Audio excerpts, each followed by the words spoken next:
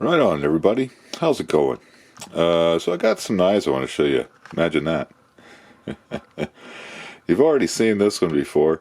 This is the Case Marine Fighter, but I wanted you to check this out compared to these other two fighting knives, and this one here is really cool. So I'll grab these and we'll check them out. Hang on a sec.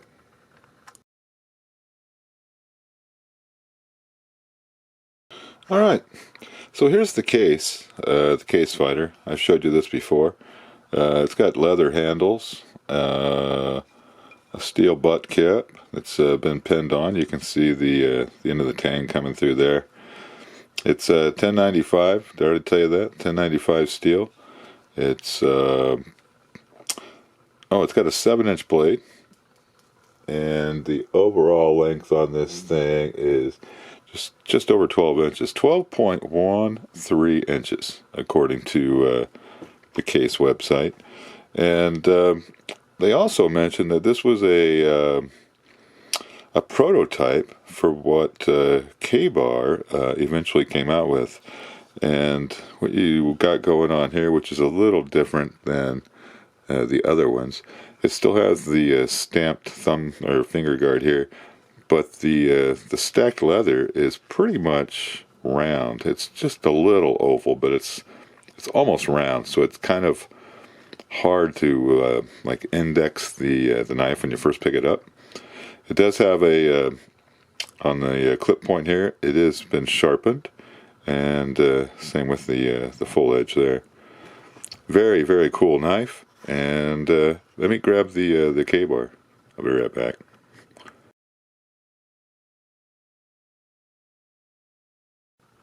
All right, there's the KaBar sitting right next to the Case.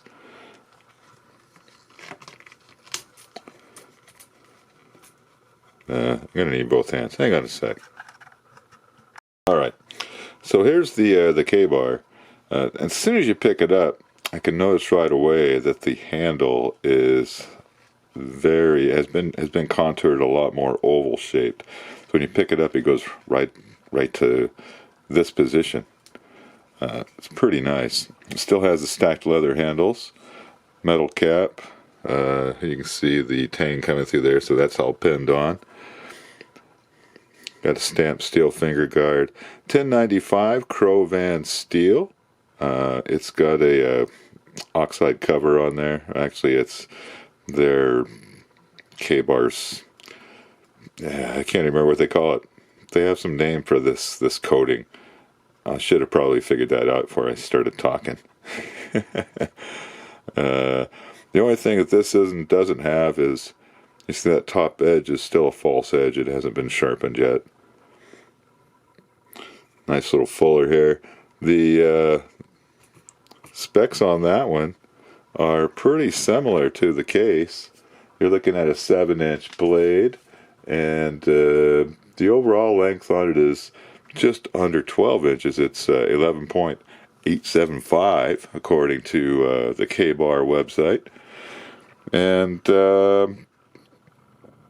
just very cool stuff. Still has that stacked leather handle. I think I already mentioned that. But the feeling of it is so much better. And of course, it has the infamous leather sheath. Both of them are very well done, very thick. I think the Case might even be thicker.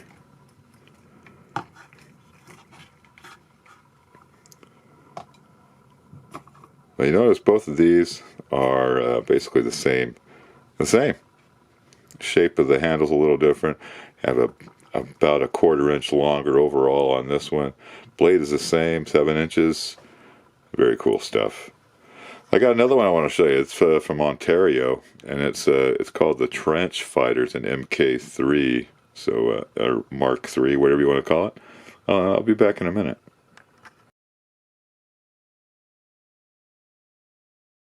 Right on. Here is another one. This is the Ontario Mark III trench knife. The first thing you notice right off the difference is the tip. This one here is a spear point, where those other ones were a kind of a drop point. This one has a 1095, still same kind of a steel blade on there, 1095. It does have a black oxide coating.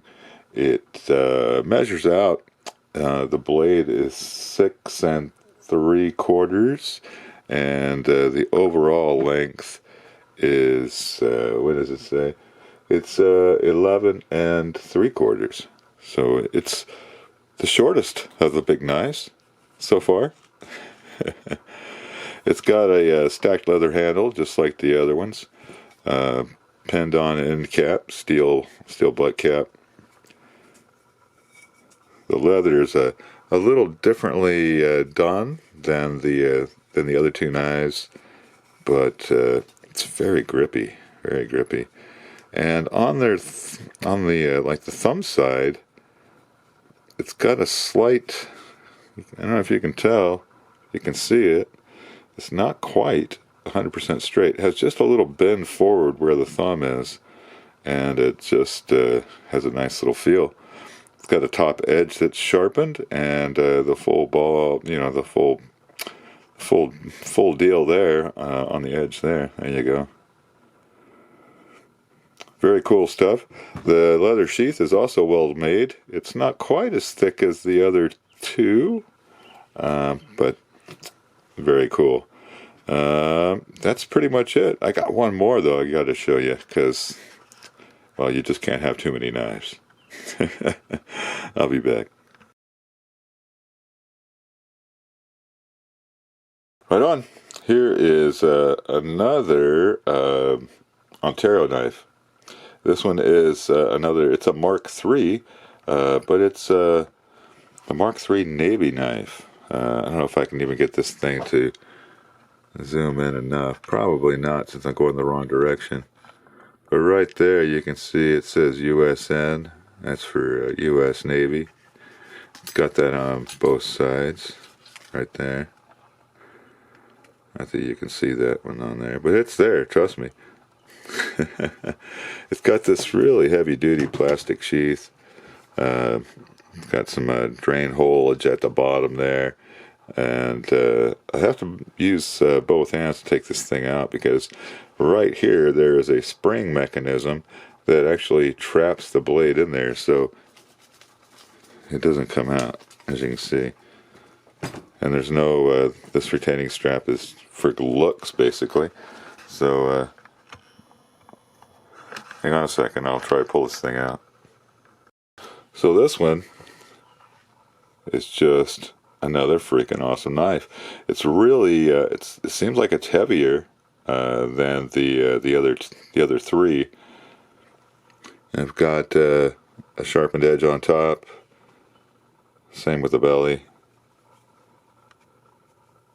It's got a straight finger guard.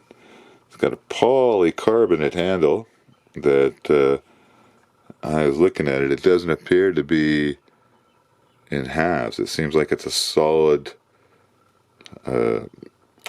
product, and then that's slipped over to the tang, and then this metal end plate skull basher, whatever, is screwed on through the side here onto the tang. Very, very cool knife. This thing measures out with a 6-inch blade. It is, heck, what did I say the length was? This is the shortest of them right now. So this one is 10 3/4 overall length, and it's made out of a 440A stainless steel. Very, very cool. And I think that's pretty much all my knives for right now. Not even anywhere near all my knives, just all the ones for this video. Let me go grab them all real quick and throw them out here for you.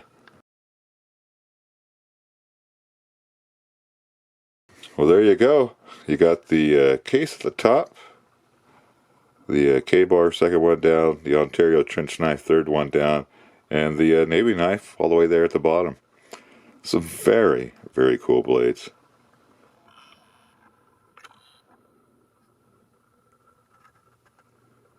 Right on. Well, that's about it for now. So I'm out of here. Thanks for checking this out.